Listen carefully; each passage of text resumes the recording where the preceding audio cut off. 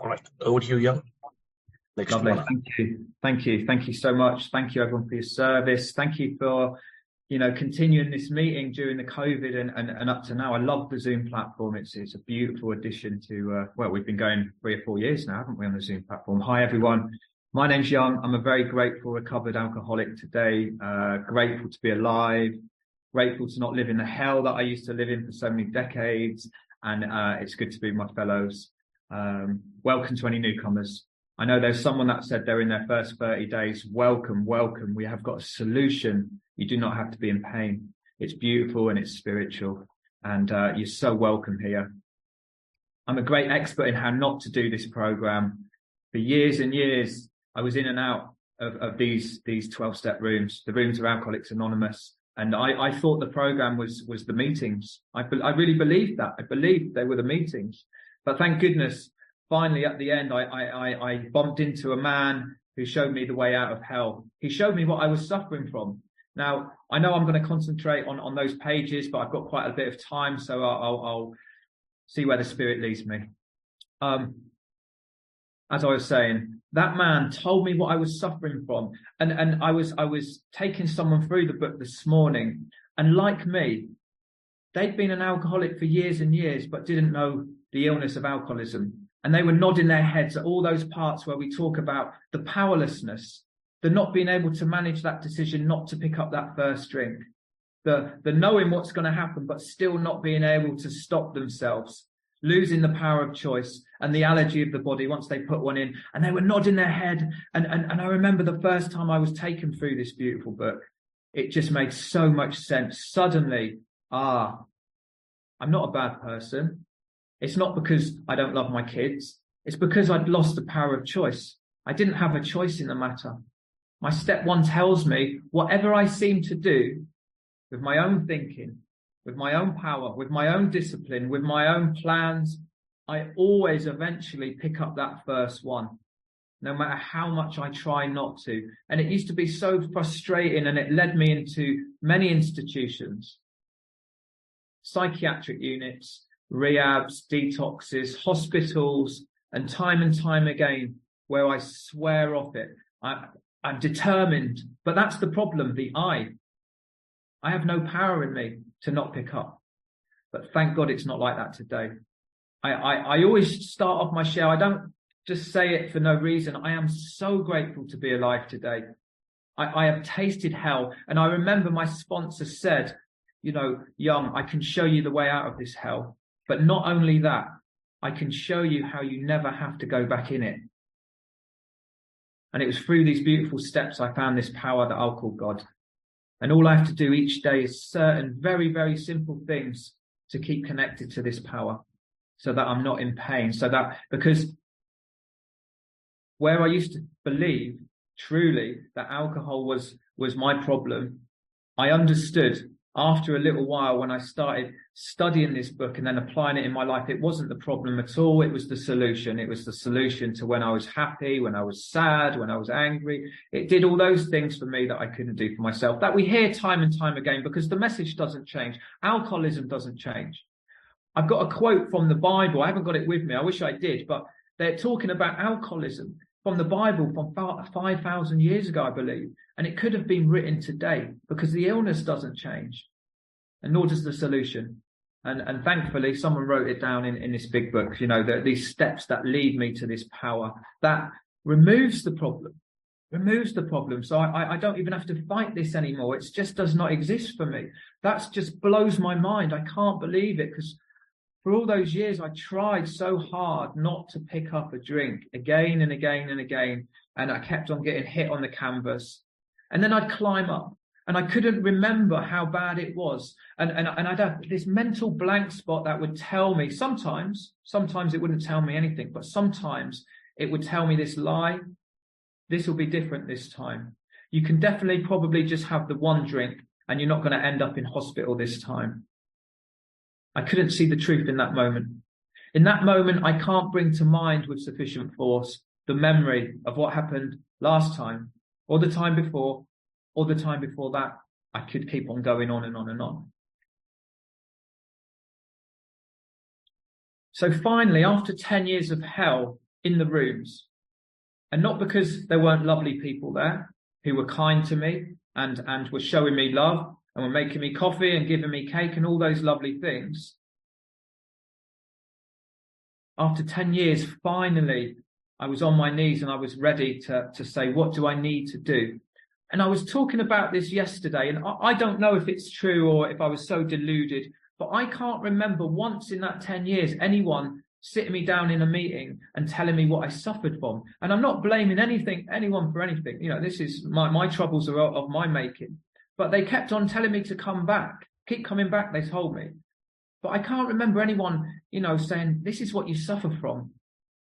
Only a spiritual experience or spiritual awakening will remove this problem for you. No matter how many meetings you go to, you're still going to be without power. But at the end, I was ready. I was ready, and the right person was put in my path. And I'll fast forward to the end. Well, before, I'll just say this. When I first picked up an alcoholic drink at the age of 11, as soon as I felt intoxicated, the world just felt okay. I felt okay. I didn't care that I felt different and I looked different than people around me. And I didn't care that my name wasn't John or James. It didn't matter anymore. Everything felt right. And then as the years went on, I read this quote by Carl Jung. It was in a letter that he wrote to Bill Wilson, and he was talking about Roland Hazard, the man featured in our book, the man who carried the message to Abbey Thatcher. And he said, Roland Hazard, once he put a drink in him, his craving was the equivalent of a spiritual thirst for wholeness. And I really relate to that. This spiritual thirst for whole, I just didn't feel whole. I didn't feel whole. It seemed to fix this spiritual malady.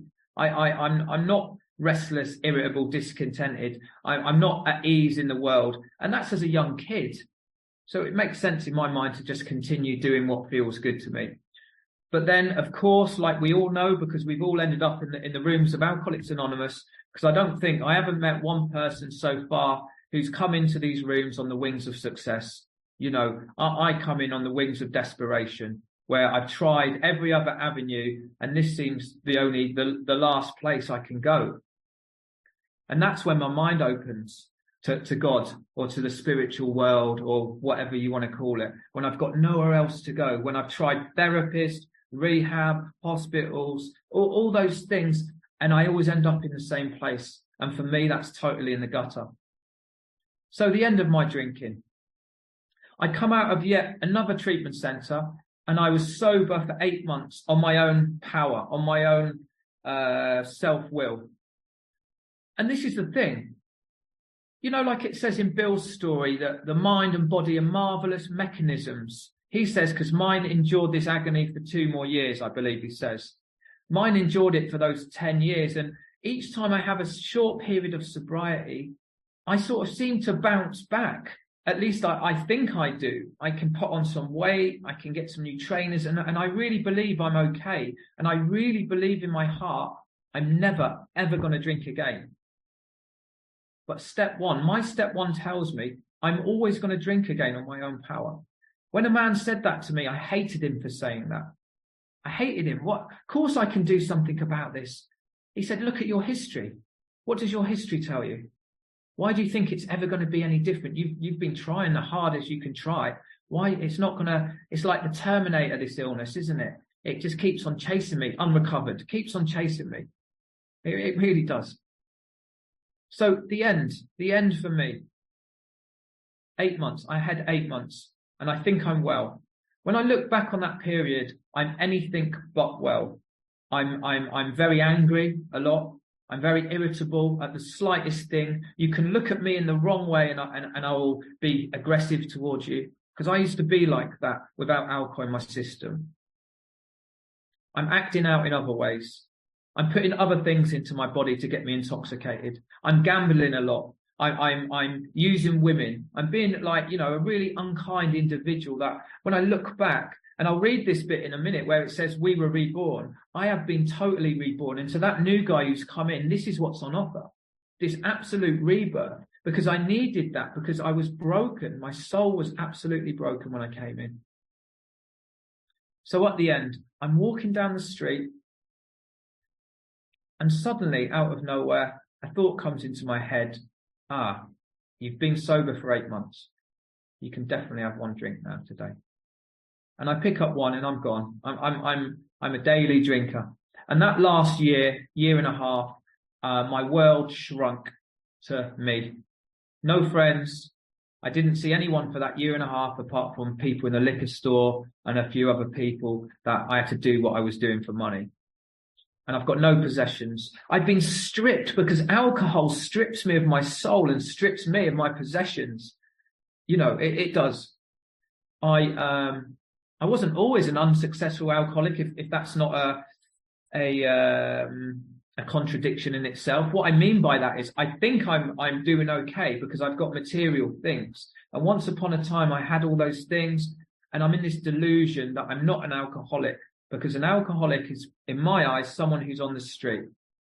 I didn't understand I'm in the grip of this life-threatening progressive illness. I've had 2 calls this week of guys that have died from this illness. 2 calls. But I also know no one could have said anything that would have scared me into being able to stay stopped. And we call that in the book, don't we? Frothy emotional appeal. If the love of my children was not enough power to stop me picking up that first one, I'm going to need a bigger power. And that's where these beautiful steps come in, which I will get to. So at the end, I'm dying. I am dying inside. And I would have welcomed death 100%. It was such a painful place to exist. Waking up every single morning, facing those 4 horsemen, terror, bewilderment, frustration and despair. Why am I back in this? What's happened? I don't know. I don't know what's happened. I don't know why I picked up again. Surely I've learned enough about relapse prevention and triggers and all these things that are nonsense for the alcoholic. There's no amount of relapse prevention that will ever stop me from, it never gives me enough power. But that was the moment. That was the gift I was given. That was the gift. That was the gift of desperation. And then, as I said at the beginning, finally, I'm ready to surrender, and I'm ready to launch myself into this program, which is these 12 steps. And I met a man, and I was just speaking to him just now, actually. Beautiful soul, beautiful soul. He still helps more people than anyone I know, and he's been around decades, this guy. You know, I love him to bits. And I remember being in a meeting, and this is funny. Well, I don't know if it's funny. When I first came across this guy, when I was still drinking and I was going in and out of meetings, I remember hearing him share, and I just thought, who's this old fool? Who's this old fool talking nonsense? But then the next time, when I was desperate, I heard something, I saw something in him that I thought, I want what this guy's got. He seemed really kind and really gentle. And he had this kind of, I didn't know the words then, but I know today it was this humility. And I sort of observed him after the meeting, and he was the same person. He wasn't just sounding clever and quoting the big book in the meeting. He wasn't wearing a mask. That was what he was, this kind man. And I asked him, would he take me through the book? And he said, of course I'll take you through the book. Well, we sat down and he asked me a bit about my drinking history and stuff like that. And then he said to me, you're like a ticking time bomb. I said, what do you mean? He said, you know you will drink again. I said, no, I won't. No. He said, Young, you are a ticking time bomb. Think about your history. Think about each time you've got sober, you've picked up, haven't you, when you didn't want to. You've lost the power of choice. And he explained this stuff to me. And the next day we started getting into, I don't even like to call it work. We just launched ourselves into this beautiful big book. And I was desperate, so I was willing to take directions for the first time. And every time I interrupted him and I said, I know. He said, shut up. You don't know. Your I know, has led you into the gutter, hasn't it? And he said, you look like you're going to die, and you will die. And I didn't like him saying that, because I did have bones sticking out my cheeks, and I had one pair of clothes, and I wasn't eating for days, and I really hated myself on the inside. I had a huge ego still, though. Huge ego. But inside, I was battered. Inside, I had no self-esteem at all. And he said, Can you agree that lack of power is your problem? And he explained it really simply to me because I needed it simple. I still do. He said, you need to get to a power as quickly as you can. And I said, I thought you had to take your time through these 12 steps. And he said, no, that's nonsense, Young. And he showed me a few words in the book. One of them, Patsy, I think, just read, or someone just read, where it says, there is one who has all power. That one is God. May you find him now. And I remember this old timer reading that to me in my early days, and he put his hand down like this. And he said, may you find him now. And he was trying to impress on me the urgency of me getting to this power. And I believed I was an atheist or an agnostic. I'd never had God in my life. I'd never prayed. I'd never had any faith. I didn't know where to start. And he said, that doesn't matter. All you need is a willingness. And I can see you've got that. You've got that, haven't you? And I said, yeah, I'll do anything. I'll do anything. I'm desperate. Because I thought I wouldn't be able to get this program. And he said, you're not that special. This has been working since the 1930s. And I said, yeah, I've done this. He said, no, you haven't. In 10 years, you haven't even worked one single step. That's insanity, Young. You get well by getting to this power through these 12 steps. Let's get into it. And I said, okay, let's get into it. And like he said, you're like this ticking time bomb. So there's this sense of urgency. So let's dive in. And so I'm going to talk about these pages and the fourth step a little bit, particularly resentment. Now, how did I get to the fourth step? Because it says, doesn't it, in the book, it says, at some of these we balked. At some of these 12 steps we balked, meaning hesitate, unwilling. And usually it's the fourth step or the ninth step in my experience, taking people through and my own experience when I looked up. Or actually, when I first came in, I wanted to do the ninth step first. I wanted to go straight to the ninth step because I felt so broken inside. I believed that the ninth step was just me going around saying sorry to people. I thought that's what it meant. I thought it was a step where I'd get forgiveness of people. I learned it's not that. And I wanted people to give me a pat on the back and tell me it's okay and have the bunting out and have the horns. Well done, you're sober. But luckily I took directions because I've met a lot of guys who've tried to make amends before they've even done the rest of the steps, and they've made a real problem of it, let's say, because before doing the rest of the steps, I haven't got God in my life. And I need that. I need that courage. I need to know how to do the ninth step. Anyway, I know I'm jumping around a little bit. So to get to the fourth step, first of all, step one, no one can instruct. There's no instructions in the big book. How do I take step one? I can't tell someone how to admit. I either admit or I don't admit. I look back on my history. I read the relevant pages in the book, and I'm either like, okay, I can see I'm without any power and that my life's unmanageable. I can't manage this decision not to pick up this first one, and then we can talk about the bedevilment also. And then in step two, came to believe. I don't even have to believe at this stage. And I didn't, I just had a willingness. I was really scared I wouldn't get this program, like I've already said. But that tiny seed of willingness was enough to get started. So, okay, yeah, I get that. Okay, I'm willing. I'm willing to believe this might work for me. I'm willing to get on with the work and see what happens. My sponsor said to me, if you launch yourself in, Young, after 6 months, if you don't like the peace, serenity, happiness, joy, if you don't like that, your misery is still waiting for you outside the door. The liquor stores are still there. They haven't all shut down just because you're sober. Okay, I'll give it a go. And then in step three, I'm making a decision. Now, it used to confuse me, step three, when I was newly in the rooms of Alcoholics Anonymous. When people used to say, oh, just turn it over, just turn it over. How do you do that? I don't know how to turn towards God because I haven't got God in my life right now. And my sponsor said to me, all you need to do is make a decision to throw yourself into the rest of the steps to try and get to this power, and then more will be revealed to you. And I can work with that, or I could work with that. Okay, I can make this decision. I'm all in. I'm all in. I don't have to, you're telling me I don't have to worry about God at this moment? He said, no. We've got this process that will get you there. He said, I promise you. He said what I say to a lot of my guys. I've taken many people through the 12 steps. Not one has not had a spiritual awakening. Not one who's launched themselves in and done all the stuff suggested. Not one, not one. Many have gone back to sleep, but those that keep on doing this stuff, they're on fire.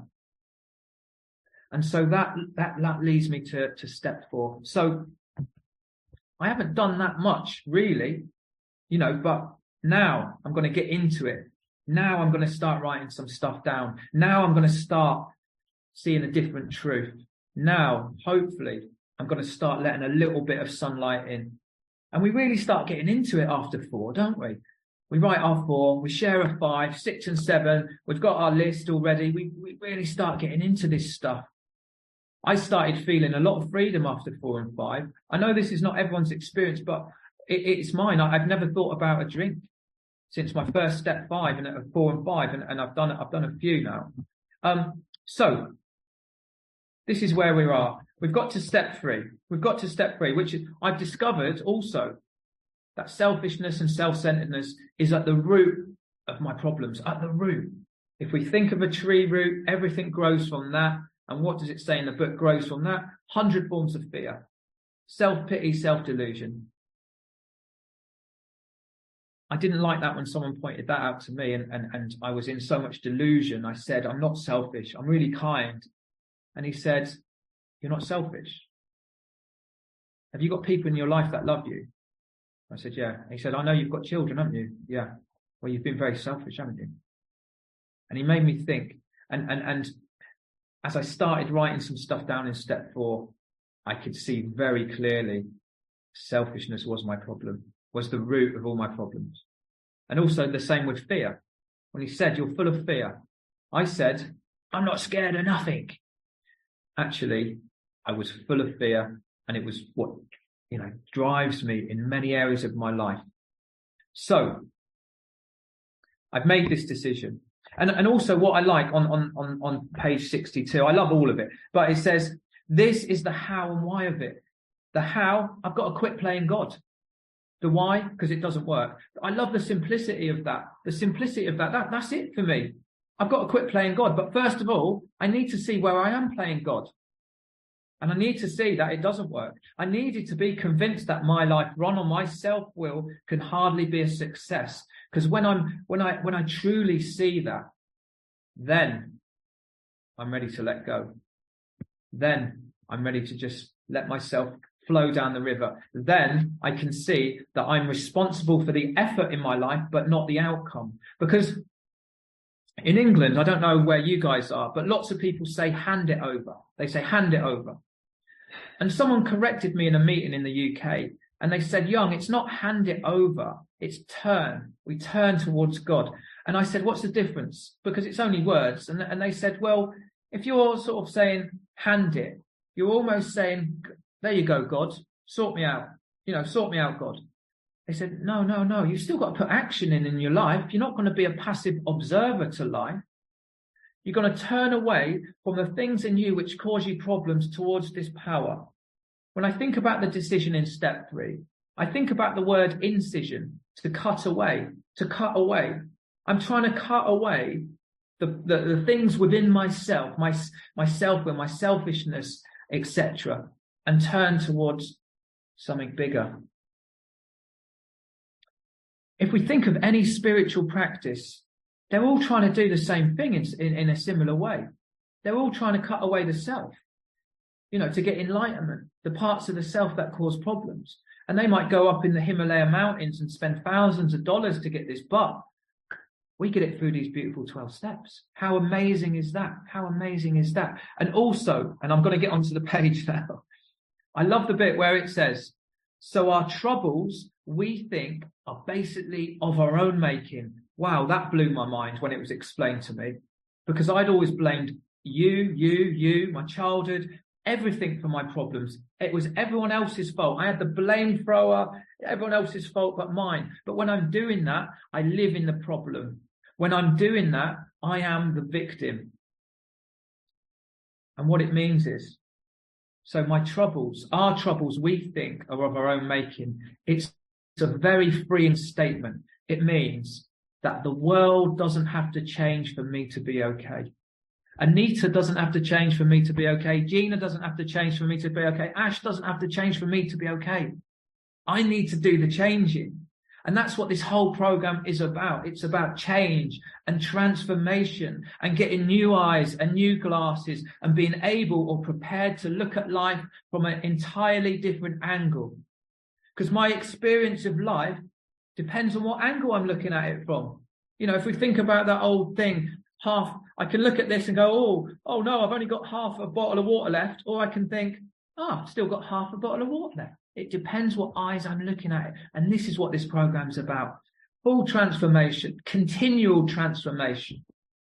So I've made the decision.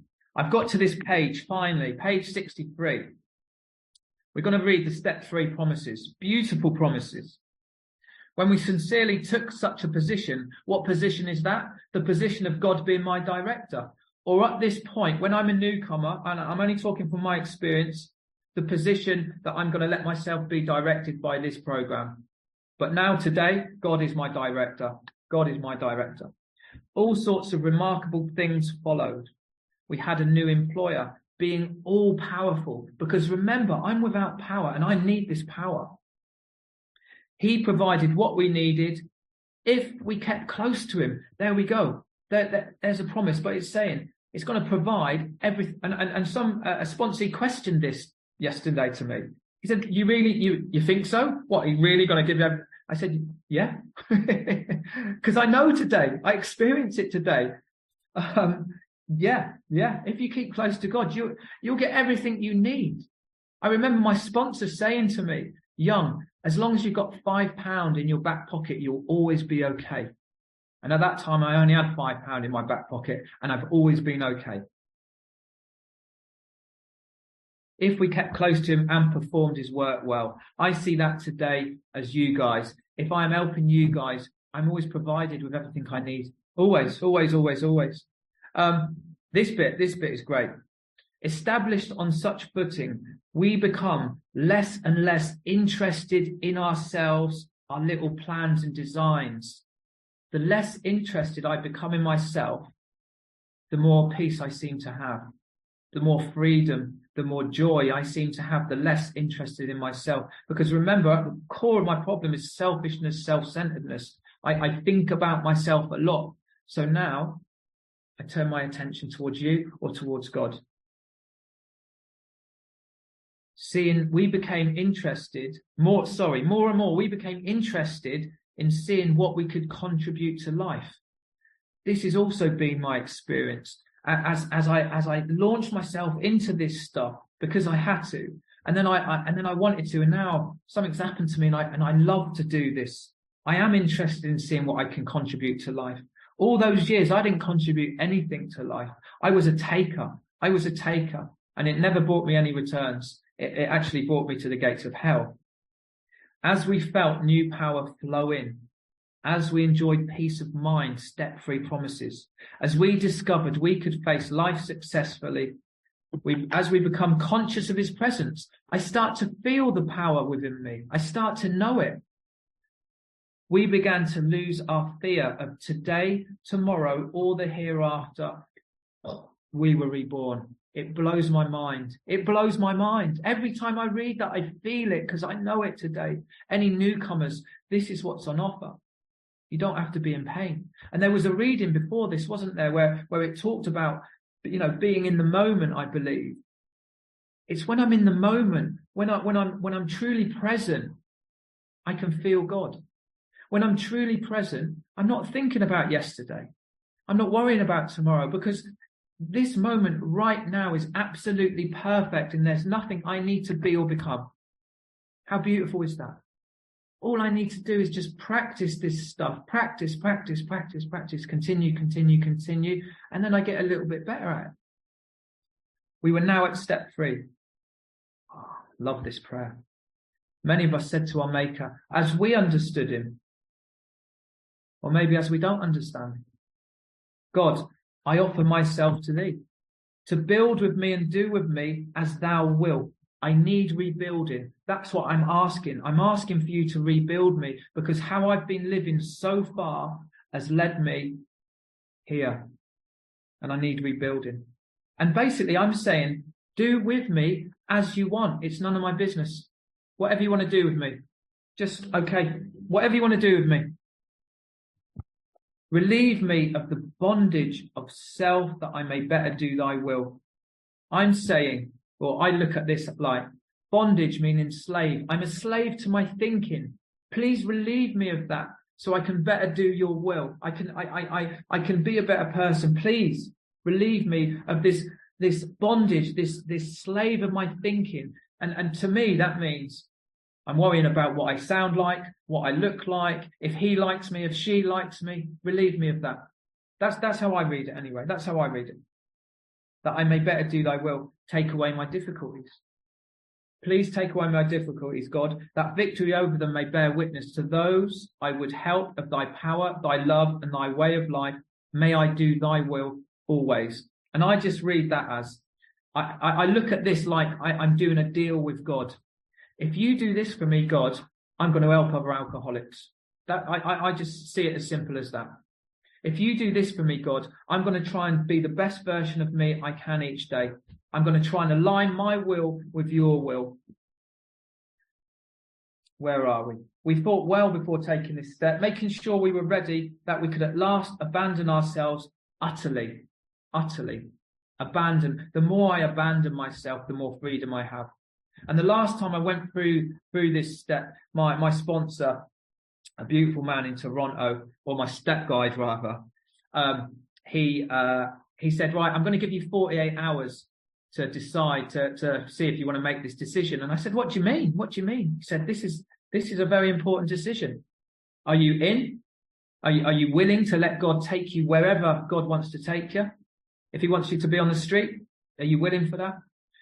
And I am. I have absolute trust. I have absolute trust and faith today. And remember, I was the person who thought he was an atheist or agnostic when I came into these rooms.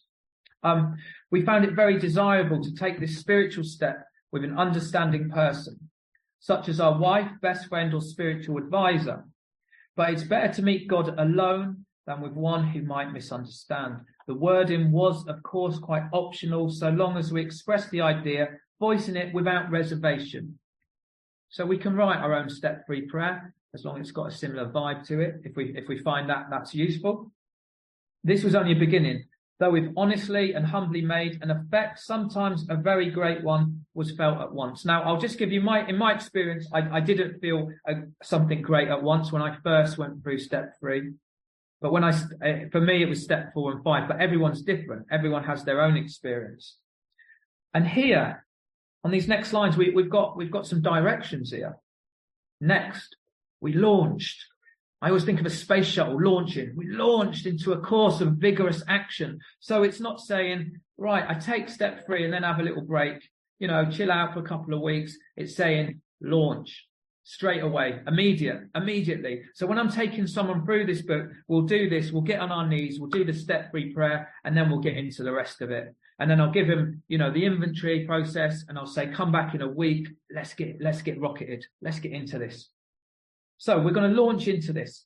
The first step of which is a personal house cleaning, which many of us had never attempted.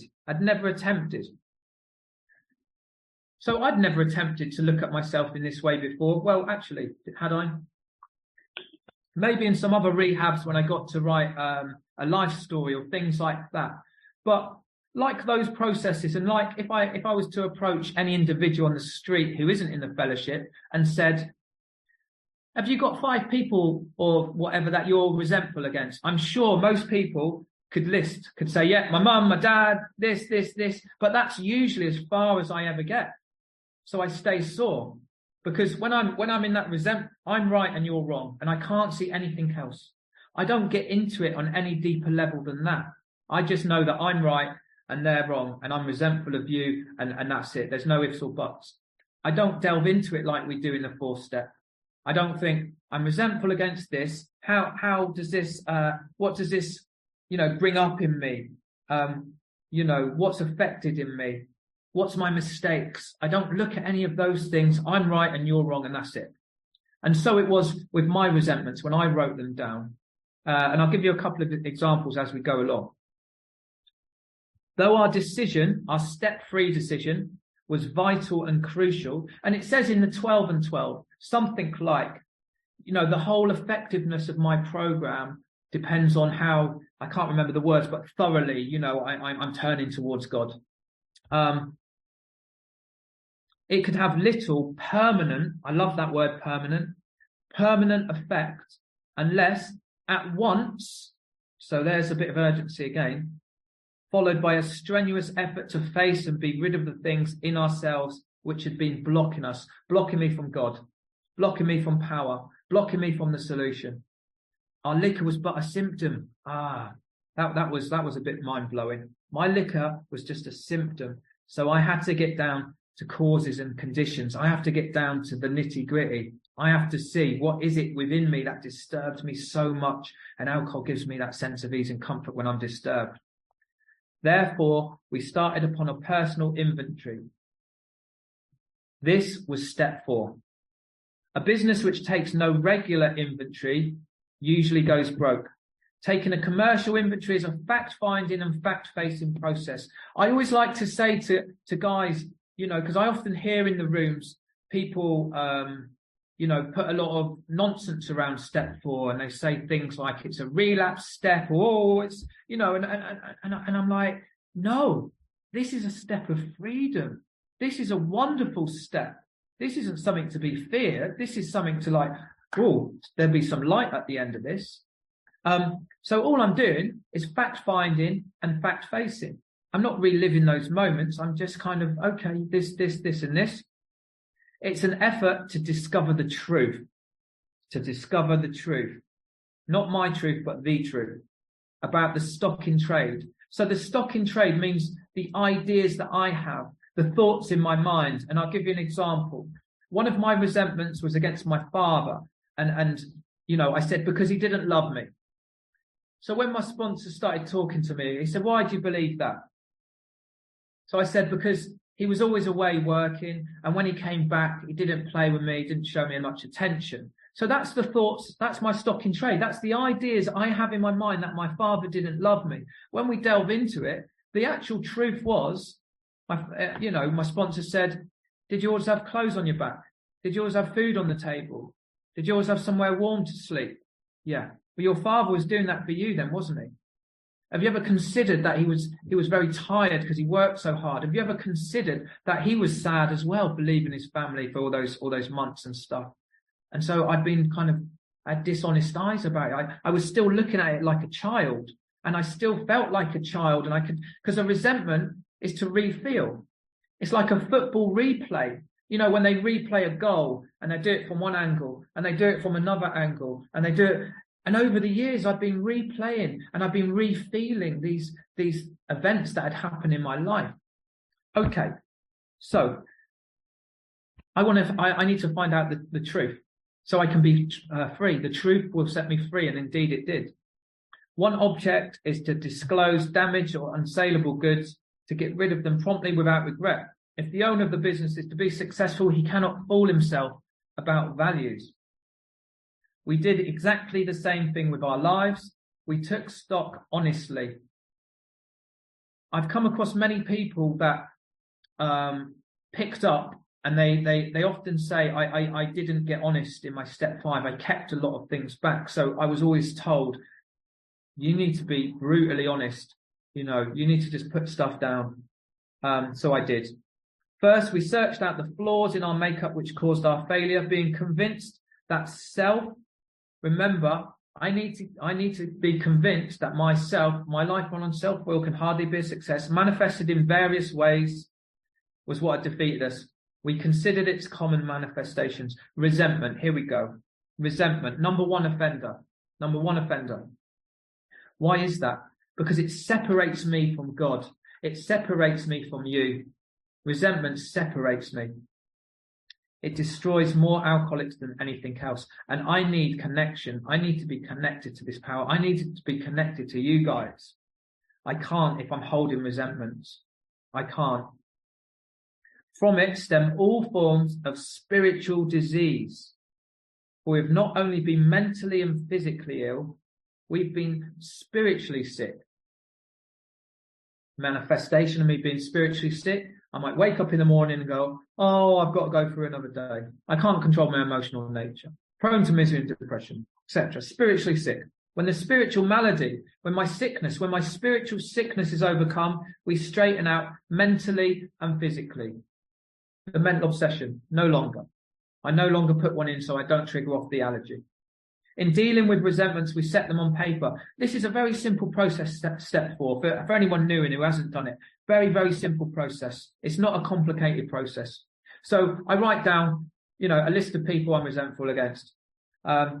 People, institutions or principles with whom we were angry. And then I write why. So my dad, because he beat me. That's what I write down.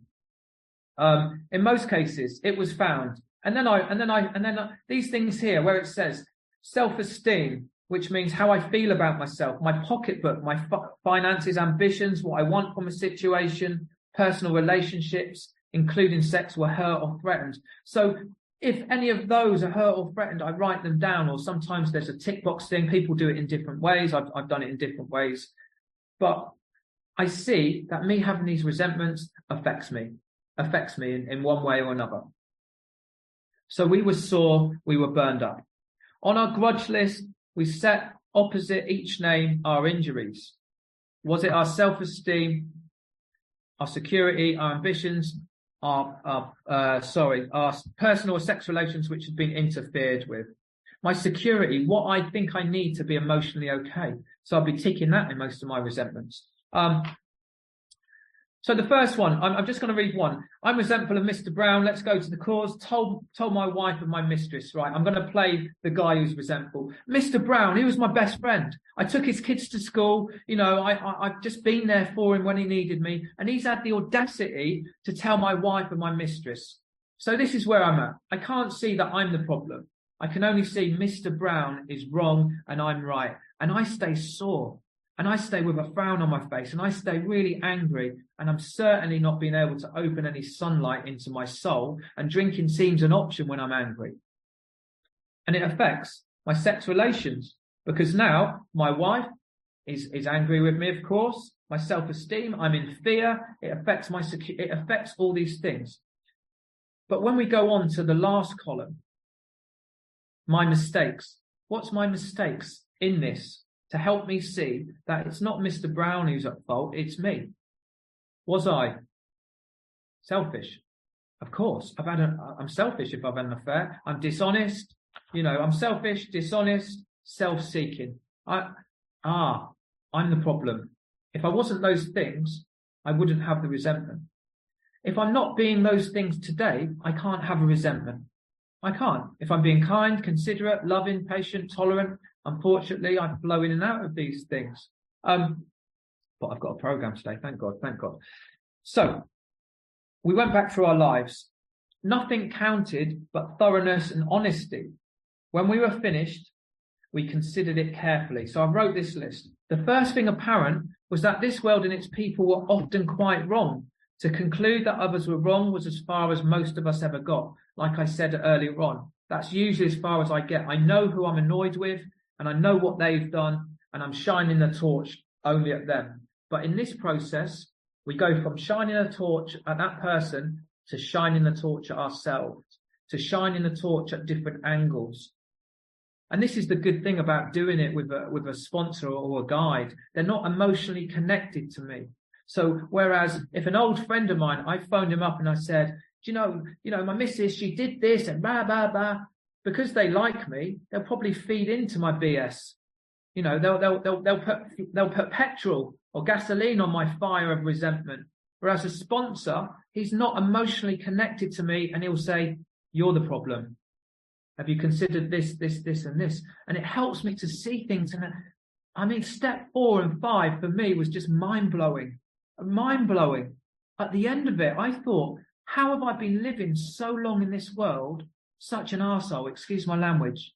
So angry, so impatient, so intolerant, so selfish.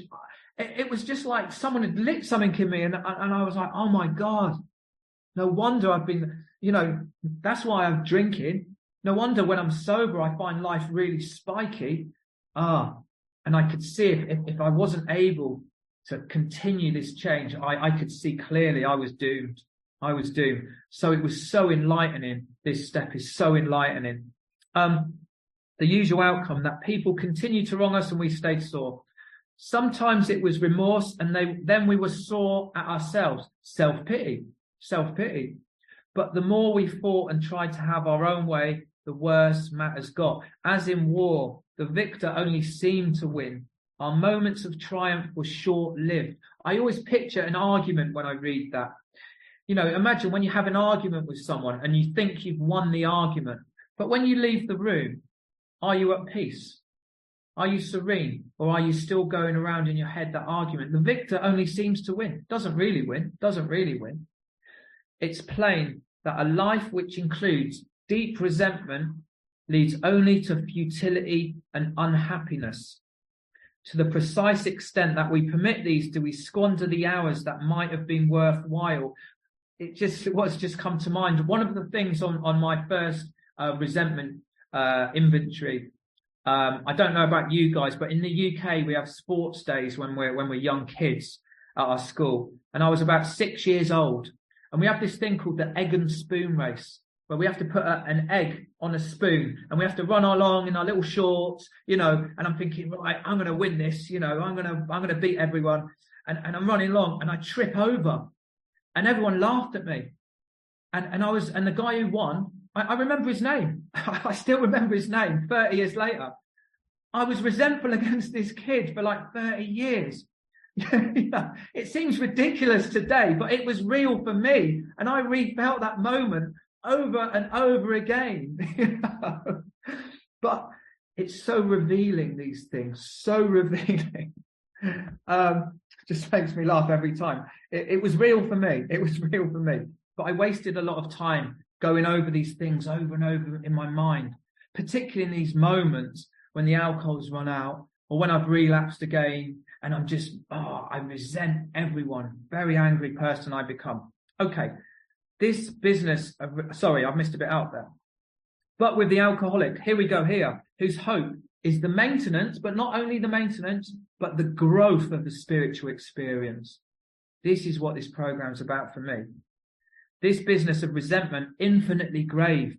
We found it's fatal. For when harbouring such feelings, we shut ourselves off from the sunlight of the spirit. I cannot let any sunlight in if I hold resentments, if I hold this anger.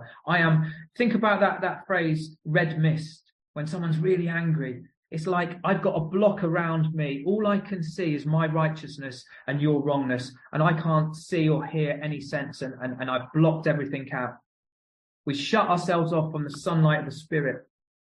The insanity of alcohol returns, that mental blank spot, and we drink again. And with us, to drink is to die. Like I say, absolutely, those people that died this week. If we were to live, we had to be free of anger. The grouch and the brainstorm were not for us. They may be the dubious luxury of normal men, but for the alcoholic, these things are poison. So it doesn't mean I'm never going to be angry. It doesn't mean that. But we have this beautiful program. I have this 10-step practice that I'm watching if I feel angry, and I go to God first and then I can do other things. But it's saying, it's the dubious luxury. They could sort of say maybe normal drinkers or people that don't smash themselves up on alcohol when they get really angry. It's not a luxury I can afford to have today. We turn back to the list. I love this here, where it held the key to the future. That's a promise there. It held the key to my future, absolutely. It held the key to my new life. It held the key to my rebirth. We were prepared to look at it from an entirely different angle. I love that as well, and I think I said this earlier. My experience of life depends on what angle I'm looking at it from. We've begun to see that the world and its people really dominated us. Like that little kid from 30, I've just let these people, they're just in my head, they're dominating me, dominating my thoughts. in that state, the wrongdoing of others, fancied or real, for me, that's quite important. That there was one resentment that I had, and one day I was ranting about it. And this guy who's known me years said, Young, I was there. It didn't happen anything like that. But over the years, my twisted alcoholic head had just added things to this, and it seemed worse and worse. And I was, oh, poor me, and they were the bad guy. It not happened anything like I had imagined, because my brain was pickled. So fancied or real had the power to kill. Why do they have the power to kill? Because I'm shut off from the sunlight of the spirit. Insanity returns, and I might drink again. And if I drink, I might die. We saw that these resentments must be mastered, but how? We could not wish them away any more than alcohol. I can't wish them away, but I've got God today. I've got God. I've got this 12-step process that has led me to this power, that has taken me out of the darkness, that has taken me out of hell. So I don't know how much time I've got left. For you new guys, any new guys? You've got some time. You got about 10, 15 minutes more. Oh, wow. If you want to continue, yeah. Okay, thank you. You basically got an hour. Okay, thank you. So for anyone new, this 4th step and 5th step is a beautiful process. It really is, to to just look, to be able to see how my mind has been playing tricks on me, how my past, I'm sort of stuck in it, how I've been blaming everyone else for my problems, and to see that I look at things in the wrong way, and it's usually me that creates the resentment.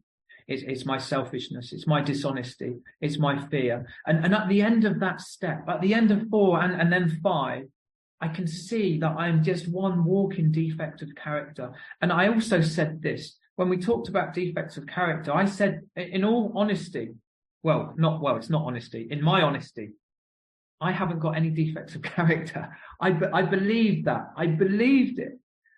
But as I said, I saw a very different truth at the end of my step 4 and 5, a very, very different truth. And then I'm unblocked to make this decision I can feel this sunlight coming into me. I can see where my self-will is and where God's will is. Or maybe that's not, I can see a little bit. I can see a little bit clearer, let's say.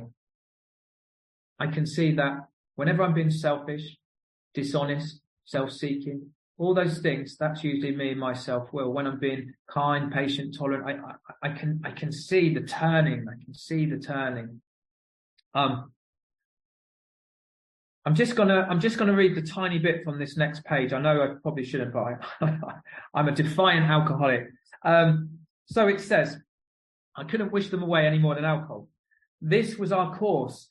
We realized that the people who wronged us were perhaps spiritually sick. Now, this was just really helpful for me. One of my huge resentments was my mother, like many people, actually. And she's an alcoholic. How dare she? She's an alcoholic, still an active alcoholic. She's very unwell. And I was very resentful of her, for one, for being an alcoholic, which today I know is ridiculous, but I was.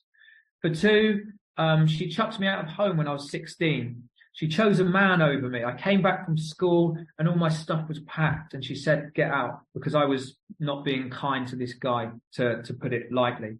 And, and I blamed that for my unhappiness for so many years. I blamed that for my drinking for so many years.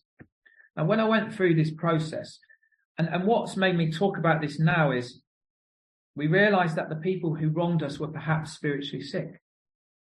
It wasn't her chucking me out, it was her alcoholism. It was her illness. And I've gone through a step 5 not long ago, actually.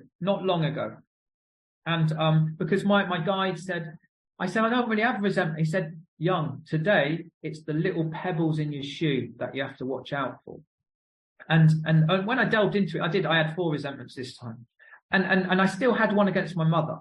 Not for that event that I've just shared with you, but because last summer I took my young children to go and see her. Now, over the years, we don't really have a relationship. You know, I've not seen her much.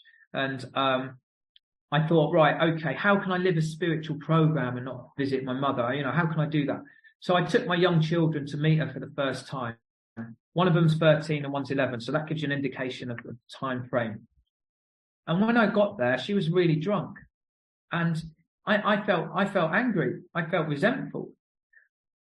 And as I talked through this resentment, he said to me, Young, because I said, you know, how dare she? It's the first time she's seen her grandkids and she's drunk. He said, Young, you know about this illness, right? You understand powerlessness. You understand no profit emotional appeal. So you've got an unrealistic expectation for your mum to be different than that she has the power to be, just so you can be comfortable. And then he had the audacity to say to me, you need to make amends to her. And I was like, what do you mean I need to make amends to her? She chucked me out when I was 16. She's drunk, blah, blah, blah. He said, you abandoned her. Oh, that blew my mind. I said, I've abandoned her. He said, yeah. He said, okay, when you were in the madness all those years, okay, you weren't ill, but you haven't been in the madness. You've been a recovered alcoholic for 4.5 years now. You should be there for her. Wow. But you know how much peace this has given me? Oh, so much peace, so much peace. So I thought I'd come to peace around her, and I had to some extent, but this is just, I've made amends to her, and I've just come to so much peace, you know, and I just said to her, if you need anything, I'll always be there for you, Mum. You know, though we didn't like their symptoms and the way they disturbed us, they, like ourselves, were sick too. We ask God to help us show them the same tolerance, pity, and I like to put in the word empathy and patience. I need to show someone like my mother who's not well empathy and patience, that we would cheerfully grant a sick friend. When a person offended, we said to ourselves, this is a sick man. In my book, I put a little arrow and I put like me. This is a sick man like me. How can I be angry with someone when I've been very sick myself? How can I be helpful to him? God, save me from being angry. Thy will be done. I love that prayer. I love that prayer. It's just so helpful for those people that did wrong me, because I had some bad things happen in my life, like many of us had. But when I'm able to see it through different eyes, God, save me from being angry. Because like it said on the other page, anger is the dubious luxury of normal men. I can't afford to be angry. And what this process has done for me, the step 4 and 5, it's just lightened my load. It's helped me to have get on the path and open the door and let the sunlight in through my brokenness. And see today that I needed every single event to happen. I needed my mum to be exactly like she was. Because today, I feel absolute peace and joy. I can't believe it. I feel a little bit emotional talking to you guys today. So I needed her to be like that. And I needed it to be exactly like it is at this very moment.